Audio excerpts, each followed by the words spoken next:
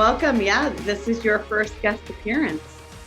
Thank you. I'm glad to be here. The Esports Trade Association is amazing. Megan, you are extra amazing. So I'm extra glad to be here. Well, and Varsity Esports Foundation is extra amazing. And we're here to learn a little bit about it. Yeah, so why esports? I guess we could start with that. Really, why not? Right? I mean, it's a sexy word, right? Everybody's into understanding what esports is and trying to make money off it or be a part of it. And I really noticed back in 2017, there were high schools that had esport clubs all around the United States, about 1,500 at that time. And they were all in the suburbs. And that didn't sit well with me being in nonprofit world, helping low-income families for many years through different organizations, and saying there needs to be esports in the urban core. There needs to be esports in the rural area, because I grew up in the urban core in Oklahoma City, and we didn't have the funding and STEM and all sorts of fun stuff. We had make sure you show up to school and you don't get in trouble. And right. If there was some sort of outlet for me that wasn't football or soccer or swimming, I was in a lot of great fun stuff, but I didn't ever connect with video games in that level. And so what could have been different for me in my high school through college career if I would have had more STEM focused opportunities?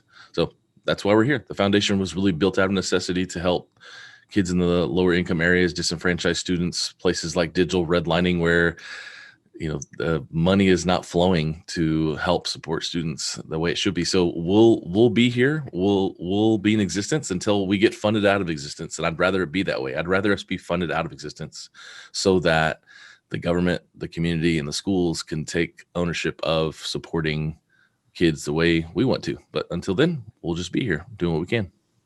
Isn't that great? Tell me about a couple of your programs, because I read about one that I thought sounded really interesting. Yeah, it's fun for me because program is a word and a thing I did for many years with working for the YMCA and Parks and Rec and Chamber of Commerce, Sports Commission, all those, running events, organizing events, understanding programs.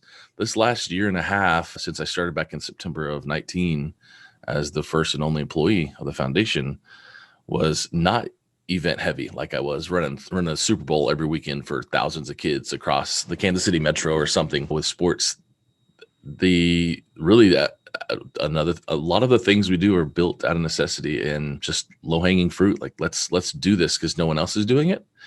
And we've got things like our esports education network that's really all about educating people and giving literacy around esports, especially the schools classic space, giving certifications.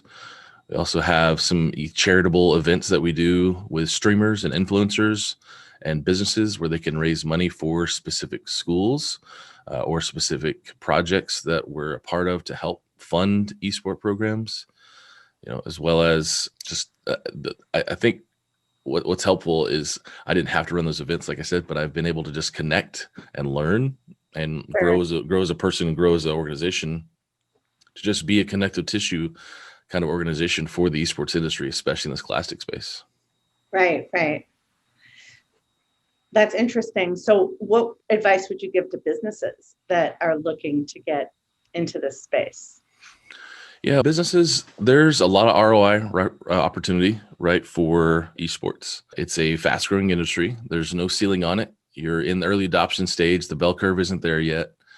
You still have an opportunity to be a part of it, but it goes beyond just who Ninja is and big esports stadiums with your logo in the background. It goes beyond that. You can invest in certain things, but we really ask as a foundation, as a nonprofit charity, to say make a bigger splash with an opportunity to support the next generation. Because the next generation, if you're supporting them and maybe helping them with things at their school space with STEM, accredited organization type programs, then are they for future consumers for you? They buy your products. They invest in you. They invest in your business by being a consumer. So it's important to build that up because we're also trying to be proactive with them. And if you as a corporation or a business or an organization can take that corporate philanthropy and support beyond just maybe this isn't puppies and maybe this isn't building houses or giving blood, but I mean, all those students who you could invest in through our foundation could help puppies and build houses and give some blood because they now have a great example of what philanthropy looks like. Yeah, that's true. Did I read right that you're a one-man show running this entire foundation for years and years? Yeah, I've been the first employee, the only employee now. I did have a really great employee for about 6 months, and he moved on to even a better role in a partnered organization we have with the High School Esports League. But yeah, well, one man right now. I had Connor Olney, who goes by Coach Olney on TikTok. He's a very famous esports social media expert, and now he does content management for the High School Esports League.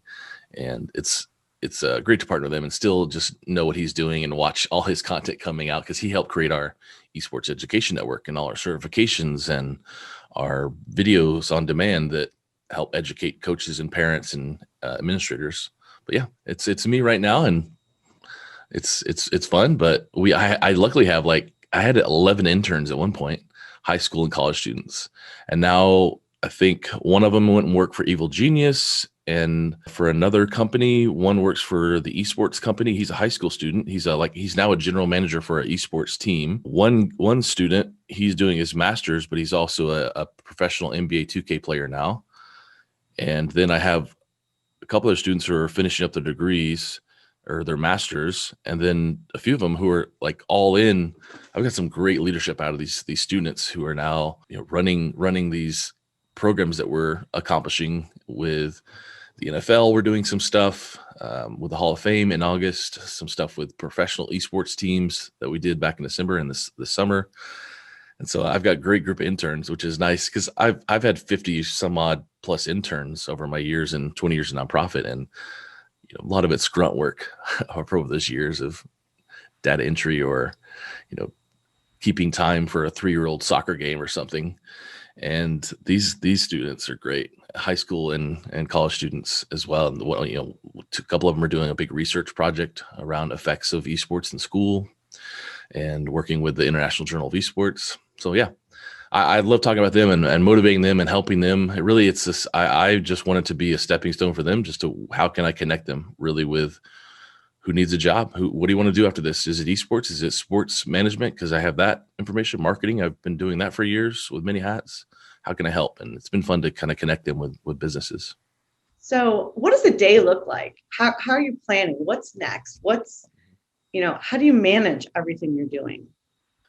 Well, I do any of the events we have coming up. Definitely our interns are I love that they're leading that and they have passion around it.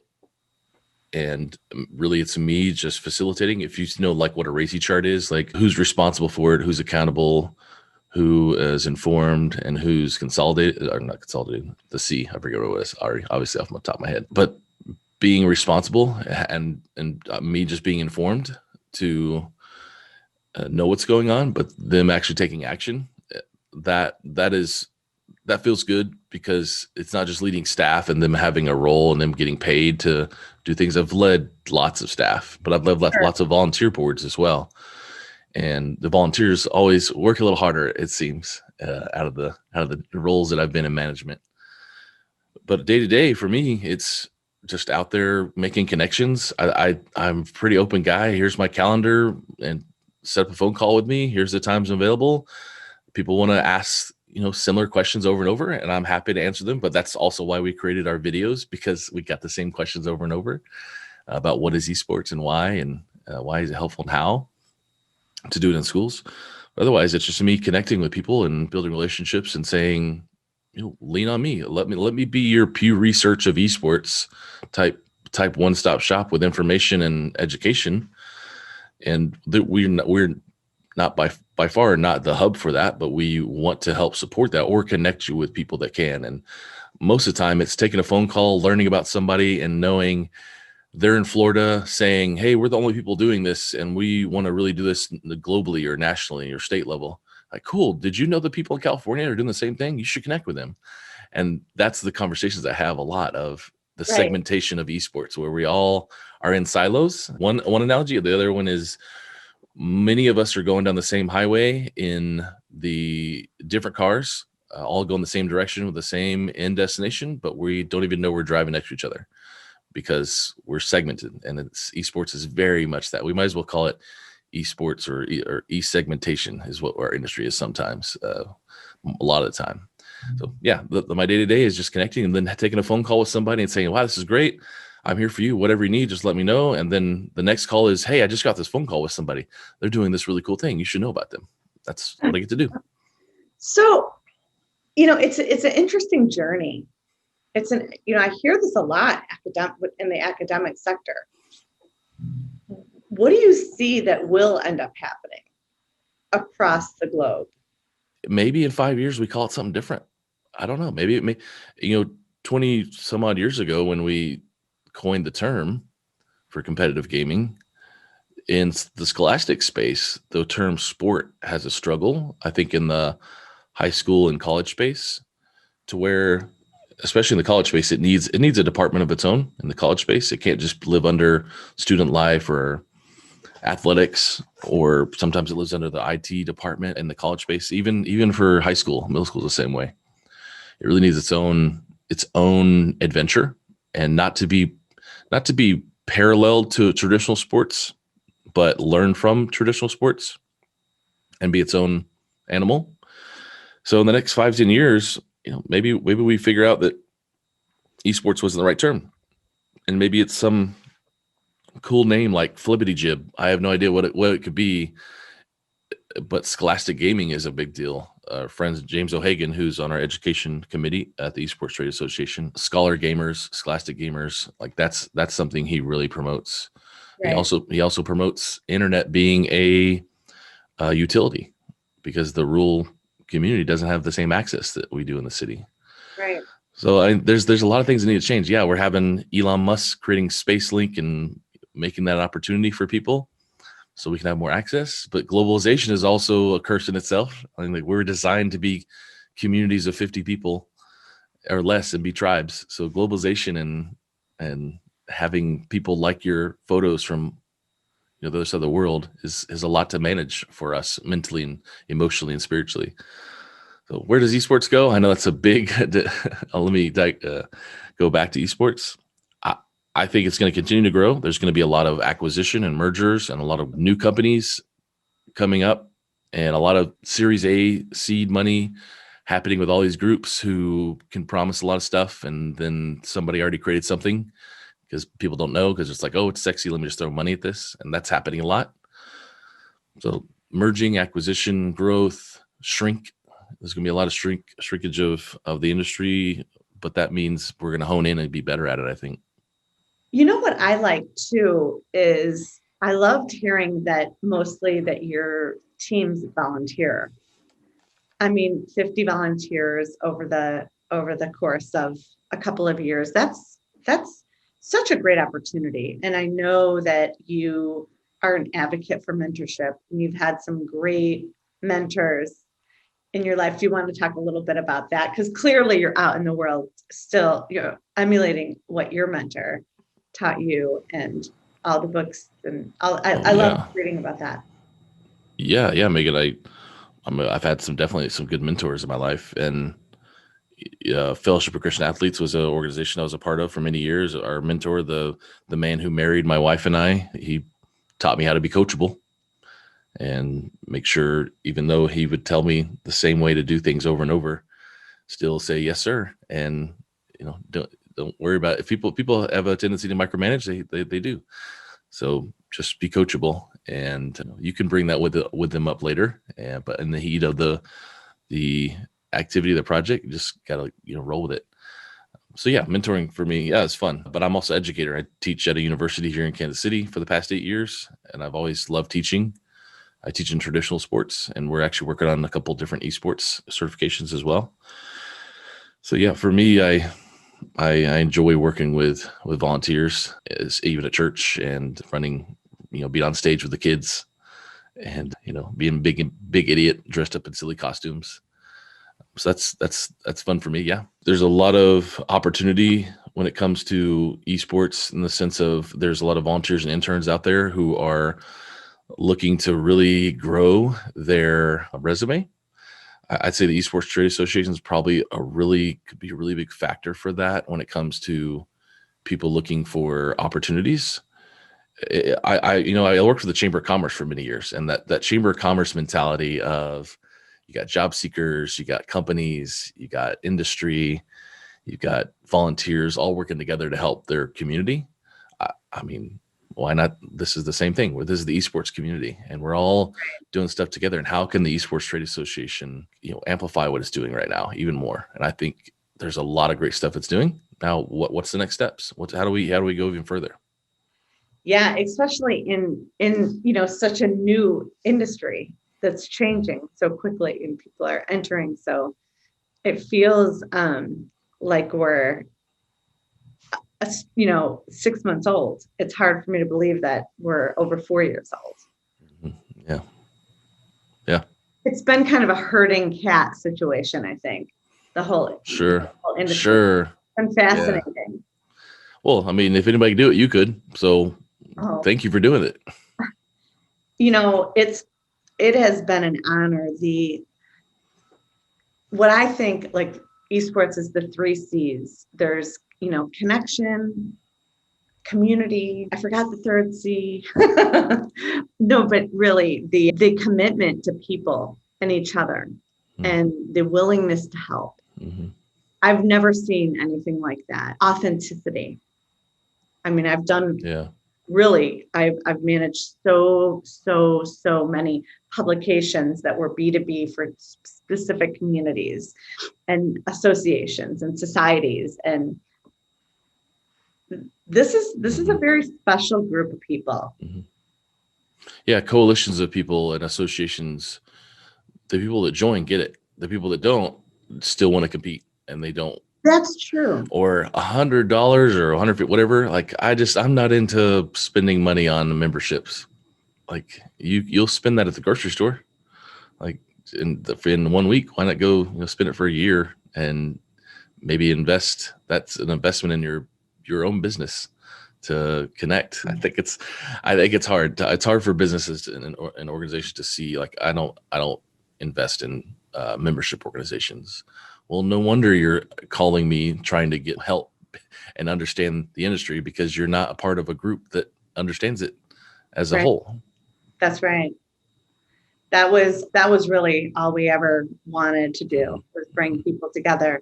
And it's been a slow build. Yeah, our founding sponsor, I used to call him through the build of, because about halfway through, maybe a couple of years ago, I was just really surprised that the membership was growing so slowly. Mm-hmm. Mm-hmm. And he would answer the phone, is this a I hate you today or I love you? And it was like that, and people ask me all the time, like, oh, I want to get into this or I want to get into that. And I'm like, just love it. Because it's whatever you think it is, it's just 100 times more work than you would ever imagine. And unless you're running out of bed doing what you love, just don't. If you can, like, try it, just stop, right? And it has been one of the most challenging communities that I've been part of building, and also the most rewarding, to be really truthful. Yeah. Well, I think in your line of work and what you've been doing over the years with associations, it's still people trying to understand what this is, right? Like, I mean, I think I remember some of the organizations you've been involved in, but people can get that because there's probably enough household name around the things you've been involved in. So esports is not a household name yet. I think when you talk about that 5-10 year look, hopefully it will be then. We have so many conferences this last year, these last 4 or 5 years, that have been the education of esports conference. True. Like conferences are always, did you know this? And did you know this? And I'm going to teach you this. I'm going to tell you about this. And this is what's happening. And I mean, that doesn't happen in a lawyer convention or a plumber's convention or something. This is what new is happening. We're not having to say, hey, did you know plumbing helps the house? And plumbing actually, moves water. Did you guys know this? Does anybody know this? This is what's happening in esports. Esports moves water. This is what's happening right now. And we are teaching people what esports does and what the pathway, the pipeline is for you as a business, you as a student, you as a professional player, an influencer, and the opportunities available. And there's going to be a point where we're not having to do that. And hopefully we're going to be saying, here's the new thing about esports that's happening. Everybody already knows what esports is. We're not going to have to cover that. We're going to need to cover the new things that are going to happen and how we're going to accomplish those things together. Right. Clearing that path. That's very exciting. Changing the conversation or shifting it a little. Mm-hmm. And just being in community where we're having those conversations Mm-hmm. and building out all these different communities and committees. Yeah, there's plenty of ground floor. There's plenty of ground floor to go around, and there's plenty of room for duplication of organizations. There's a lot of people doing the same thing, and they should be. And there's maybe there's a drive to come out on top for somebody, the American way, but maybe there's a way for those organizations to all come together, under a trade association, maybe. And there's no hard feelings, but maybe somebody's doing East Coast, somebody's doing West Coast. Just like you don't have to compete for the national title of whatever you're doing right now, when maybe you can do it together. And I think that's another big benefit of association and that community that you mentioned, because otherwise we're an island and we don't know what we're doing, and we're segmented. That's how we live right now. It is. We are segmented, and we are seeing the smaller coalitions, alliances joining. Mm-hmm. And it's wonderful. It's absolutely phenomenal. And we're looking at ways to serve. One of the areas for sure that there's such a need for is communication. Mm-hmm. What's Milwaukee doing, or what's Raleigh mm-hmm. doing, or what's Oklahoma doing? Yeah. So just on a national level. Yeah, people look to Atlanta right now for they're the Hollywood of the East, the new Hollywood, but they're Todd Harris and those folks, they consider themselves the esports mecca of the United States. Right. And that's good. Here in Kansas City, we've started a esports coalition of like 70 people and organizations around the Kansas City metro and it's under the Kansas City Sports Commission as a part of the foundation. And that's great. So now there's cities looking to us and saying, how did you do this? What does it take? Which Pennsylvania's done a good job at it. New York done a good job at it. Pennsylvania with their Philly Esports and their Pennsylvania Esports coalition from the kind of Chamber of Commerce tourism side. There's folks doing it right. Indiana, Illinois, but it was funny, like working at the Y for so many years. I never knew what the city could do in the sense of sports, for that matter, or supporting me until I got into the city line of work with the Chamber of Commerce and realizing I wish I would have known this was here to support, our organization. Right. And and so the idea of like a coalition in your city for esports, for your metro, whether it be Dallas, Fort Worth, or Omaha, or LA, like those towns could use it, and they already have. Or to be honest, there's probably 3 groups all thinking they're doing it without them knowing about each other in their own metro. That's and right. They're all doing stuff together. Like, hey, we're going to combine forces and run an event, and they leave people out because they don't know they're doing anything. Because there's also a sense of in the event space. I'll say this: the many events that I've put on and the many events I've been to, when it comes to the esports event I put on, I got to be a translator between the nerds and the facility people, trying to understand power and internet and what computers do. Yeah. But then when I've gone to events that are put on by, gaming clubs or LAN centers, and they go to conference spaces, and they don't, if it's just a bunch of nerds like me who know how to put computers together and put tables up, customer service is lacking, right? Customer service and ticket sales and marketing is lacking in the esports space. So things like DreamHack are great because you've got experts in all departments, not just the guys who put the tables up and run the event and run the tournament who don't know how to talk to people. You have the people who talk to people who don't know how to run, tournaments. You got to have all that stuff to have a complete, synergy of an event. And then last year we had COVID. Mm-hmm. So then it was, okay, so now how do we do this?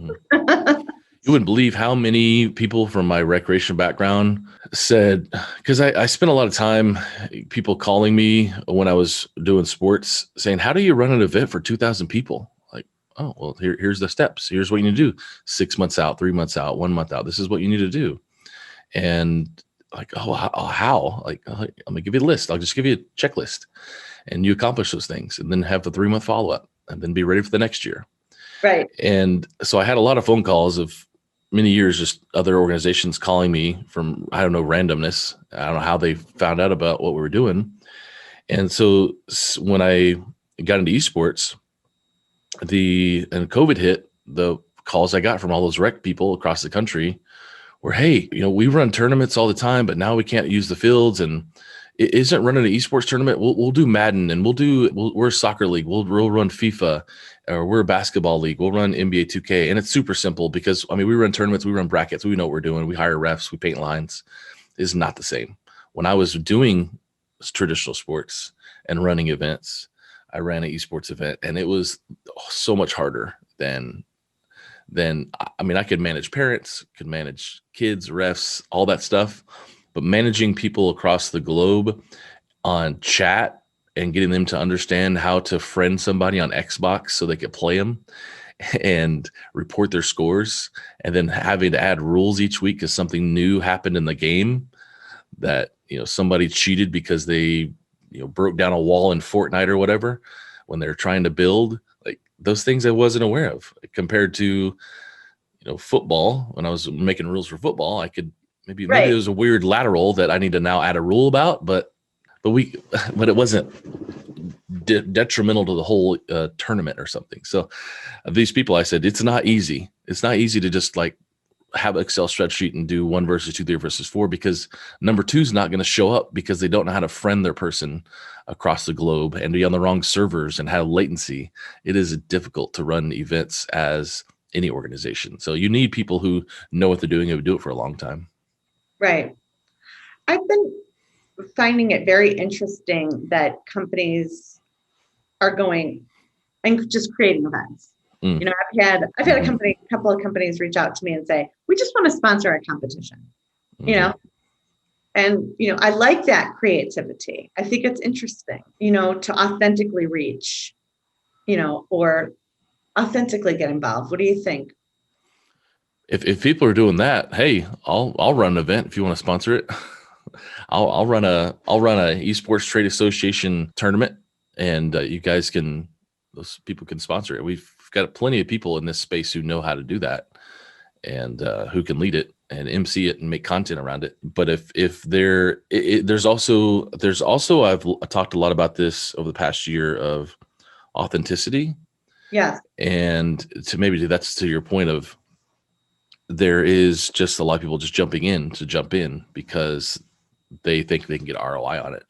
But when you say, I'm going to sponsor a tournament, and you expect the stars to align and get millions of people playing, you're going to get 8 people, because it is not an easy market to break into for getting people to partake.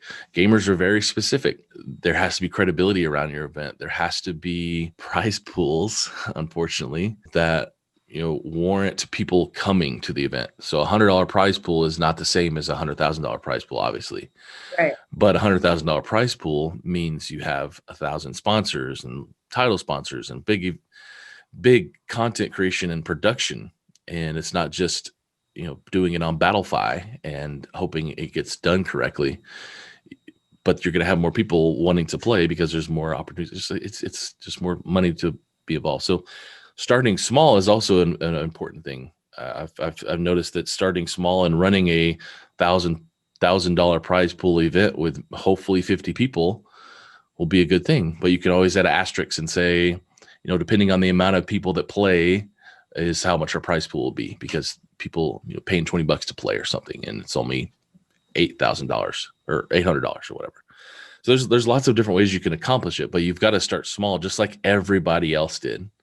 You can't just come in and say, we're going to do a huge event. Now you can partner with people doing huge events. You can be the sponsor, but then in lies again, are you really helping? Are you helping the students that need it? Or are you helping 35-year-old, 38-year-old like me buy an Xbox or, right? Or whatever. So that's where we'd love to see investment in opportunities for philanthropy. Yeah. And you were one of the first, there's not a lot of foundations in the space. I mean, we're taking cues from NASIF in the education space. I love what they do. Or NASIF is how I've been learning to call it more. Is the North American Scholastic Esports Federation, which now is part of the Worldwide Scholastic Esports Federation, and it really just again out of necessity, there was schools all around that it was. We've evolved from just supporting with grants and scholarships to what are our initiatives? Well, digital citizenship is a huge thing. How then does that play into esports and being proactive, Right. and mental health and cyberbullying and toxicity and diversity inclusion, suicide prevention? Like those are things kids need to hear because we're not talking about it as adults. We're not talking about it. We are showing probably bad examples. Like I could be yelling at the TV because the refs on Sunday for the Chiefs, second quarter overthrown football and still a pass interference. I have no idea how. As a referee for 20 years, that one kind of got me. And I could be yelling at the refs and my kids sit next to me. And now next time they watch, they could yell at the refs.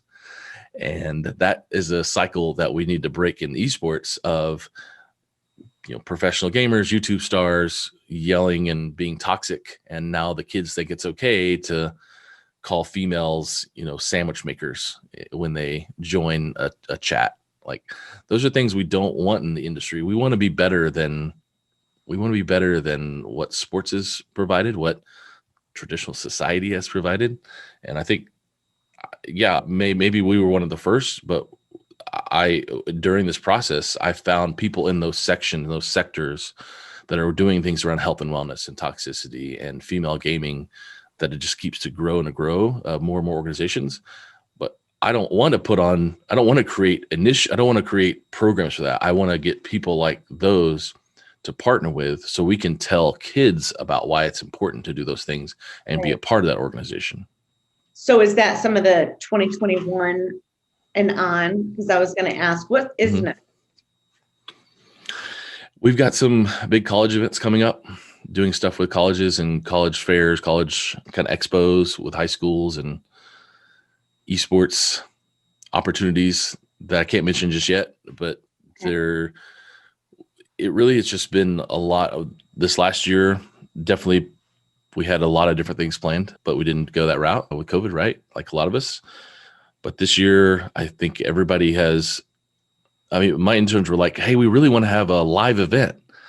Like, I don't think we're ready. I don't think we're ready to do that. Even if it's like a championship or something, or the finals, like which is a lot of people are trying to do, and just not ready. I don't think the world's ready yet. And you can't then plan on it and then back out and say, all right, we are going plan B, and now have to replan everything. So for us, 2021 looks like what we did in 2020, but better. Like we gave away a couple $100,000 in scholarships and grants in 2020 to schools and students across the United States and Canada. And over the next 5 years, we really want to raise $1 million actually more than that. We want to support 1 million gamers, student gamers, over the next 5 years. So that's $100 million, right? Like, go big or go home, because if we're not working on things like this now, when will we be? Just as much as systemic racism right now, and like I talked about digital redlining, like if we're not talking about it right now, when? Okay. When are we gonna talk about it? We're gonna put it off and keep putting it off. So we're here to give money away, and that's what we want to do. But we need bandwidth. We need money to give away. So we need people that are businesses of the Esports Trade Association to see that, and people outside of that to come in to be a member of the Esports Trade Association and maybe earn more money for their revenues because they're partnering and collaborating and being a part of coalition and association, than to give back to kids. And that's it right there. Thank you for being on the show. Thank you, Megan. I'm glad I was here. I'm glad to be a part of the Esports Trade Association. I'm glad to be on the education committee Danny Martin's awesome. If you guys don't know him, he's a true leader in our space and education, and happy to work with him and work with you. Oh my gosh. And it's so great that you do what you do for our next generation. It's shocking to me that rural kids don't even have internet at their home or computer, and they're home learning. Yeah. You want kids to have the ability to learn and be educated, but if they don't have the access, I mean, that's where we're struggling. The kids don't have access. That this year, I mean, I think a lot of Chromebooks were sold because of distance learning. I mean, my kids are on iPads. So I got 3 kids upstairs that are all on iPads for distance learning, and they're way more prepared for college than I would ever be, because it's like, okay, I'm getting on my call for class right now, Mom. My wife is taking a sabbatical from her ministry this year, and it worked out perfectly that she needed to be home and be the principal at our distance learning. And I'm the IT professional when the Wi-Fi goes down, or the PE teacher when it's time to go play outside. And so, things kind of worked out. I mean, there's a divine purpose there. So yeah, I think these kids for sure don't have the access, but we luckily live in a suburb. We live in a suburb, and we have property taxes to help us when kids 5-10 miles away from us are struggling to even meet up for their Zoom calls through their phone, maybe that they got, for $50. Yeah, it's a struggle. It is. I'm wondering what we can do more in raising awareness. We're very open as an association. We love having you serving on the education committee, but it'll be great to get these businesses that are members of the Esports Trade Association behind you even more, in 2021. So one thing that we have the function to do as a foundation, as a nonprofit, is to create a restrictive fund that allows people to put in it, and a board of people from the association to say where it goes. So if there's a scholarship fund from the ESTA or a grant fund, and that's something the foundation can manage, and it's esport focused, I mean, we could partner with a Habitat for Humanity type cause, but your wheelhouse is esports. So let's do something esports, right? And how do we then find a school or in need that has a club, but they're playing on old Nintendo Switches or something, and they're trying to compete and trying to do as good as the people in the suburbs a few miles away and competing at a national level, and they want to go get scholarships and go to college, and they don't have the same ability the same latency to be able to. How can we then provide an opportunity for the Esports Trade Association members to give into that fund, and then turn around and we say, this is the school that is adopted, or these are the schools that are adopted. And we do that adopt a school program, where we've done a school in Texas. We're doing some stuff with Team Envy and the Outlaws on some Lone Star Challenge type stuff to help schools in Texas, because those 2 pro teams are willing to do it. There's pro teams all over and there's schools all over, but that was a low-hanging fruit for us to work with them. But there's schools all over, or communities all over, or Parks and Rec departments doing this as well. And and maybe there's a grant for businesses that are lacking the ability to do what their core business is in-person events and esports, and maybe there's some sort of business grant that helps out with organizations that raise towards that. There's unlimited possibilities. I'm a yes man in my world. I get to say, yeah, let's do it. And how can we do it? And obviously the kids are first, and we're putting the students first, and they're going to be your next consumers. They will buy your laptops. They will purchase your business needs. They will need you as a lawyer to do things for events. Still, why not invest in them now? Well, that's great. And how do people get a hold of you? Yeah, you can go to our website. You can find us on Twitter, social media, all under Varsity Esports Foundation. Our website is varsityesportsfoundation.org. We've got contact forms there. We've got videos, learn about us. We've got educational portal videos you can watch to learn what esports is. If you don't know, or you think you know, or you're spelling esports with a lowercase e and a capital S, we've got ways to teach you how there's a better way of doing that. Isn't it great? You've got a little bit for everyone. It really has been a pleasure to have you today. Thank you so much. And I look forward to 2021 and a prosperous partnership, Bubba. Thank you. Yes, Megan, I'm so glad to be part of it.